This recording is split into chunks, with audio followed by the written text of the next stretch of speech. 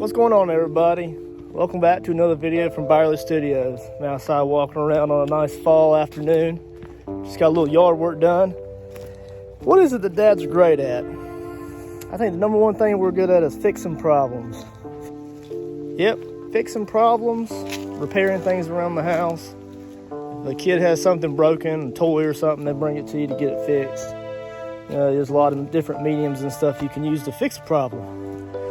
But a few stand out in my mind when it comes to woodworking and so forth like that. So what I want to do is I want to create a project tumbler that's geared around the tumbler is damaged. And I want to fix it with household materials that dads usually use. And you may be thinking to yourself, well, Mr. Byerly, what kind of damage on the tumbler would warrant some kind of repair or something? So what we're going to do is we're going to make a wood grain. We're going to use alcohol inks to make a wood grain texture, and then we're going to simulate as if the tumbler had been split in half by an axe. Split piece of wood. What would dads use to fix that? Wood glue, maybe some nails, some zip ties, something to hold it together, keep that liquid inside that tumbler. So let's go ahead and have some fun creating this project. I think the end result was really fun. It's a little bit intensive as far as wait time for drying and things like that. Hope you enjoy the video. Alright everyone, let's jump into the meat and potatoes of this video here. I would like to say there are timestamps in the description below if you want to jump around. I'm starting off here with a 20-ounce white base coated tumbler. It doesn't matter if it's satin, if it's glossy, or if it's flat white, as long as it's white. That way it can show through the alcohol inks as we apply them.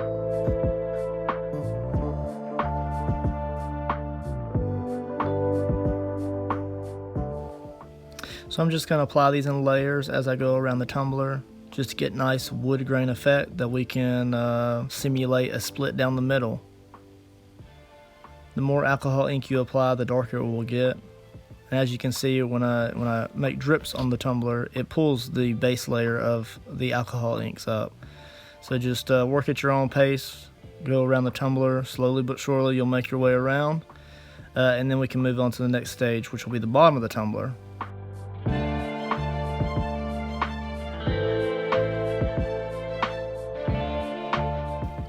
Alright, so I'm going to speed up even more here, that way we can get on to the next stage of the process.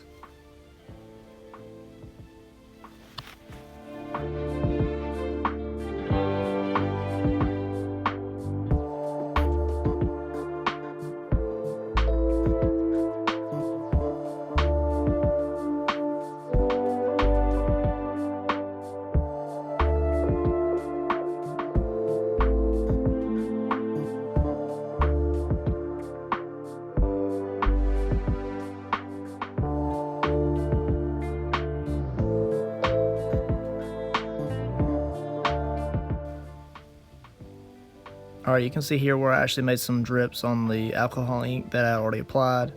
You just have to apply more and then just go over it again to make those repairs where it pulled the base layer up. So you can't really go wrong with this. You can always just go back and apply more and make repairs. The more you apply, the darker it will get, and the more rich the wood will look, depending on the colors that you use.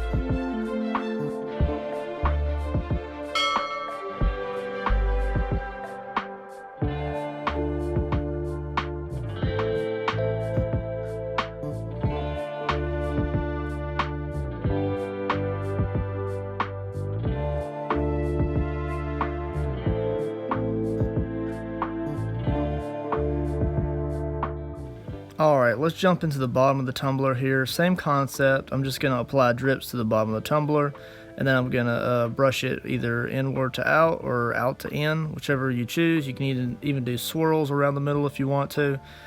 So just apply a little bit at a time until you get the depth that you want. As you can see here, I had some difficulty here where for some reason there's some residue or something in that groove on the bottom of the tumbler, and the alcohol ink did not want to get in that groove. So I ended up applying more drips than I usually would. That's okay, it's just more material. In the long run, I ended up making a mistake that cost this tumbler, and I was unable to continue with this one. So I do technically have a backup sitting on the side here in another wood grain, and I end up jumping over to that one here shortly because I made a mistake that made it to where I couldn't continue with it.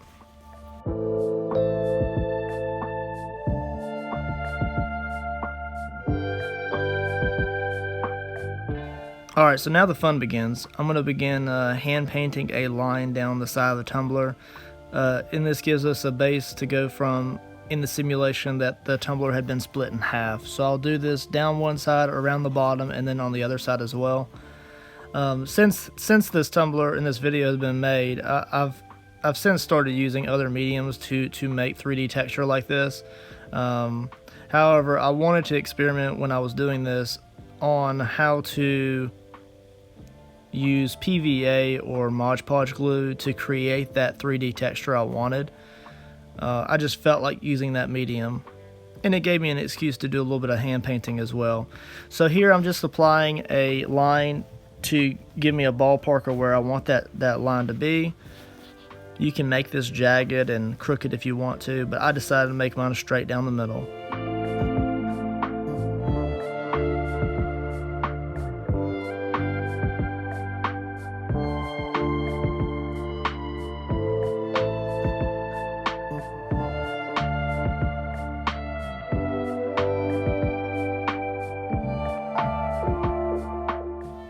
Alright, so if you know me, you know I love to experiment with new mediums and new ways to do things.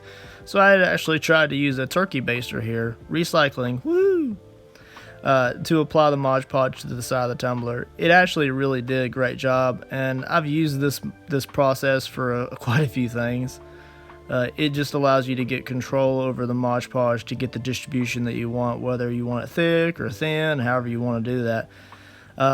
You could also actually use legitimate wood glue for this. That way you get a yellow tone to it.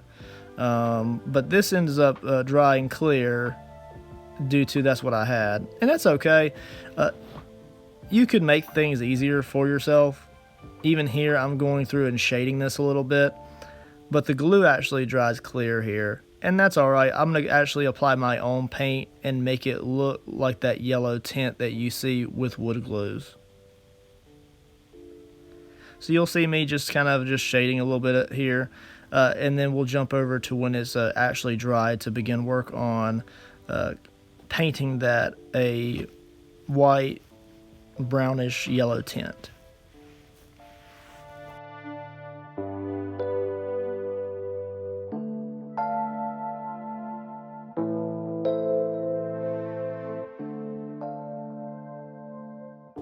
Alright, so next in the process, I wanted to get an idea where I wanted my nails to be. So as I said earlier in the video, this ends up being a mistake, and I redo this entire tumbler a second time, and I make improvements on the second one. I think all artists know that when you make something the first time, it's kind of a draft, and then as you make it over and over and over again to sell, it gets better and better and faster and easier to make. So here I'm just going to give a black base coat to see where I want my nails to be. I would like to incorporate them in so that it looks like they're going through the existing wood grain. I didn't really do that with this one. However, the second one ends up being a darker wood grain, and I put more alcohol ink on it, and it creates more dimension in those lines. So I'm able to take advantage of those and then shade the ends of the nails so it truly makes it look like that it's going through the existing wood grain. It gives it more of a realistic texture, and you'll see that here shortly. So I decided to do a black base coat regardless of whether the silver looks good or not. I want to have that base so that the silver doesn't have any color coming through it from that wood grain.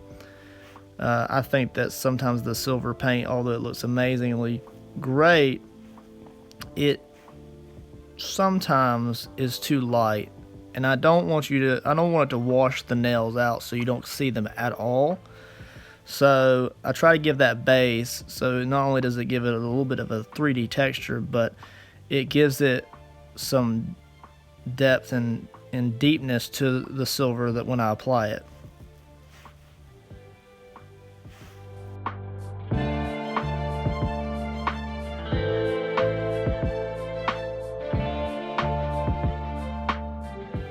Alright, so I'm continuing this process around the bottom of the tumbler here, using the same Mod Podge and turkey baster to give us that 3D texture.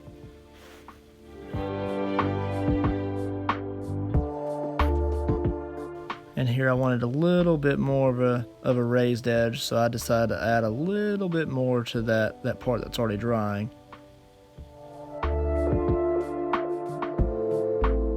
Alright, here's a view of the bottom. You can kind of see the glue's raised as well as the side. And now I'm going to go into some hand painting. So I'm just using titanium white, a little bit of burnt umber, sienna, as well as some cadmium yellow for that top layer, just to give it a little bit of a yellow hue.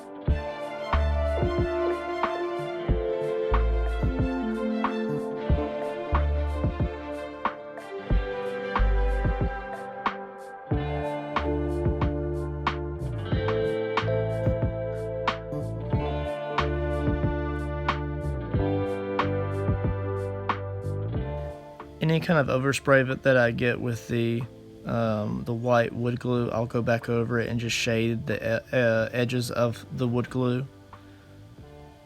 Gives it a little bit of depth, as if the wood's chipped or split along the sides. Makes it feel like that wood glue is like squeezing out of the middle of the two pieces of wood.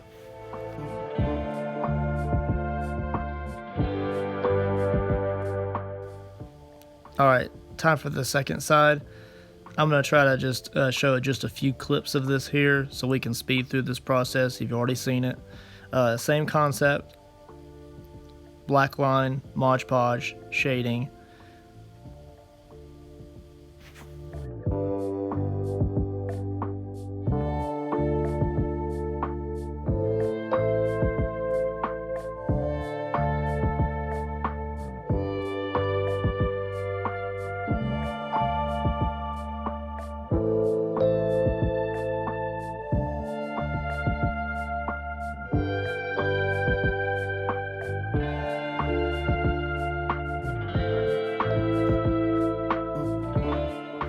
Alright, so here I am painting the wood glue along the sides. There you can see how clear the Mod Podge dried. I'm just using a combination of browns, titanium white, and then cadmium yellow to give the hue that I want.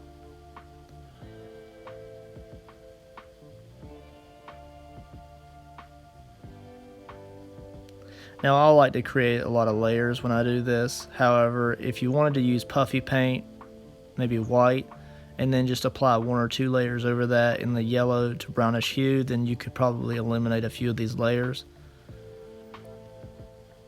But I want it to look kind of gloopy, so I'm able to add a little bit of texture in certain areas and then shade a little bit white on the higher ridges so that it just brings a little bit of eye focus to it.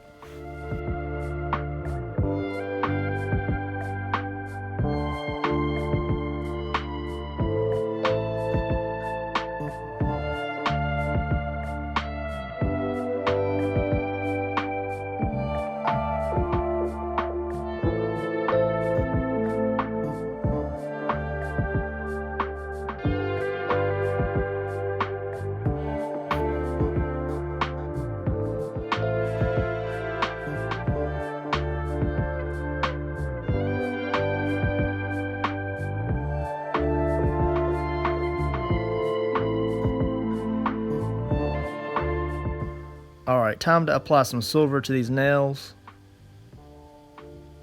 So I'm just using just a silver metallic paint. Now you'll notice here when I apply this, the black does darken the silver slightly. And then I can apply either some texture to it by applying thick paint here, and then come back with a burnt sienna maybe, and apply a little bit of wash texture to it. You'll also notice that these nails all have flat heads, and they're not very dimensional. The second time I come through, it's going to change. Alright, you may be asking yourself, Mr. Byerly, you skipped some steps here. Why, yes I did. So I saved y'all the time here and the mistakes that I made. I've already got the duct tape on the tumbler. I've got these nails looking great. They're shaded, they have a little bit of rust accents, and I expanded the head so they're more dimensional. However, this is why I stopped this portion of the tumbler and I had to redo everything. I skipped a step. I did not clear coat my alcohol inks, and when I applied even the slightest amount of heat to the epoxy layer, it pulled the alcohol ink. It pulled it enough to where it made it look like the wood is dented in some spaces, and it actually pulled it to where there's too much white showing through. The nails are slightly too small, and they're not dark enough. They don't draw the eyes like I want them to. There you can see right here where it has a dent look to it. That's where the epoxy got pulled.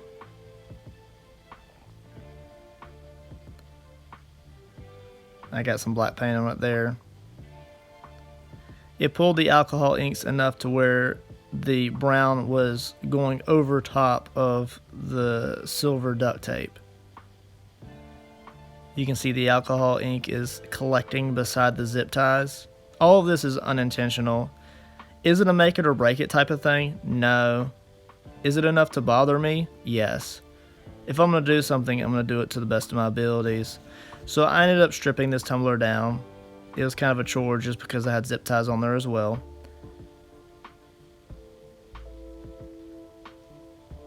I think I also applied too much heat to it.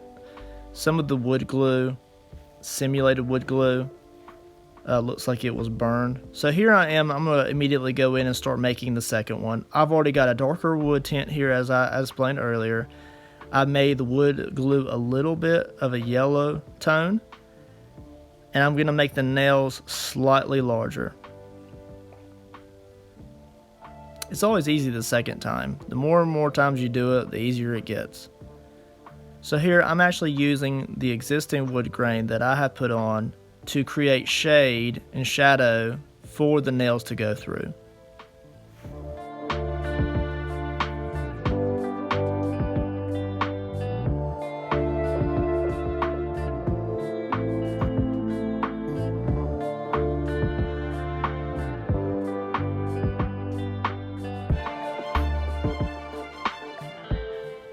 Alright, here's applying a little bit of silver detail work, and I will apply a brown wash to it so that any texture that I leave with the silver paint, it will have a little bit of a rusted tone to it.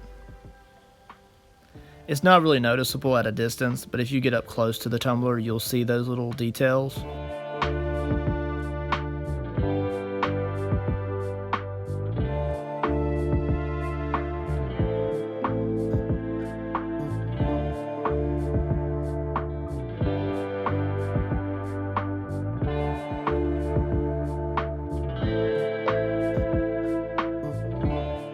Alright, so time for my favorite part of the tumbler build, and that's the duct tape, redneck chrome.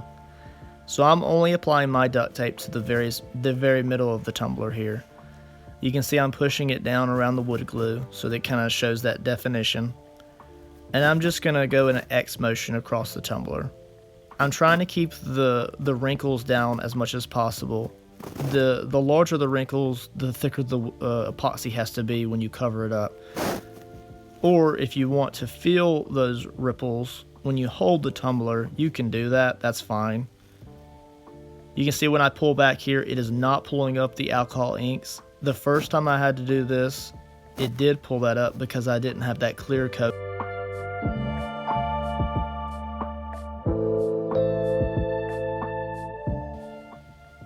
Alright, sorry I went off camera here. I was just trying to get some leverage to get this around the tumbler there. Now I just use a pair of scissors to cut that in a straight line. Now I'm just pushing down all of those ripples to the best of my ability so that way there's no high ridges when I put the epoxy on.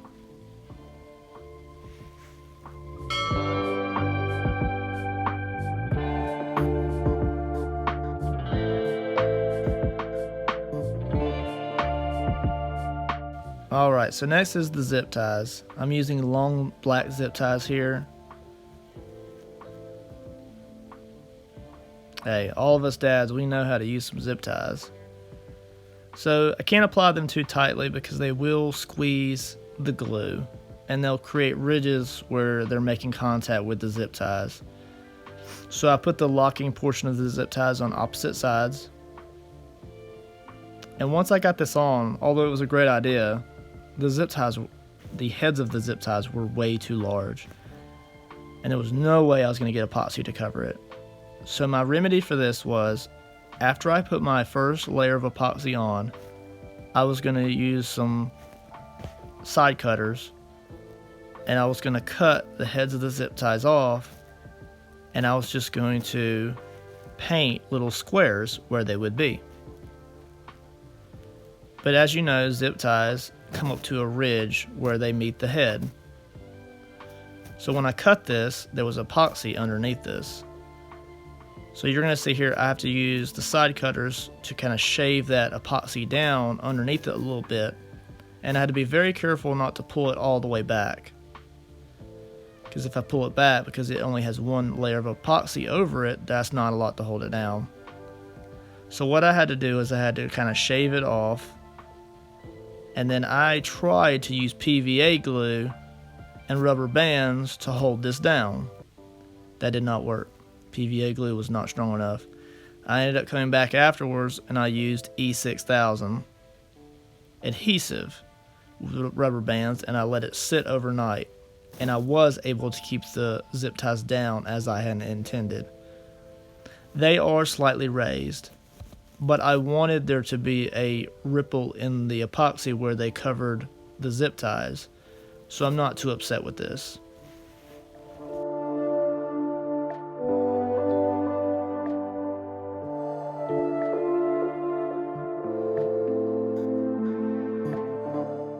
Alright, so here I'm just going to apply a little bit of hand-painted black acrylics where the locking part of the zip tie would be. I just want to give a simulation of that lock. It doesn't have to be an incredibly detailed. So here's where I explained I tried to use PVA glue. Fail. And then here's how it looks, kind of a raised edge there. I'm completely okay with that. Alright, one of the last steps here is a decal. So this one's for me. I just decided to do fixed right across the middle of the tumbler. I will offer this on my Etsy shop, and I will offer a range of decals that you can choose from, all sorts of stuff. And if you want something custom, then we can definitely work something out. That's not a problem. I think the last thing we need is some glamour shots of this bad boy.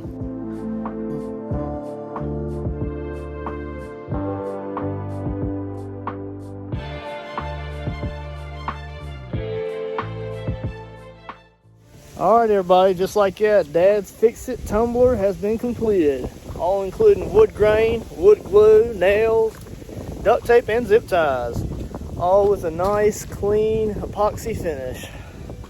Please like, subscribe our videos, YouTube channel, and check us out on Etsy at Byerly Studios. I really do appreciate y'all taking time to watch our videos.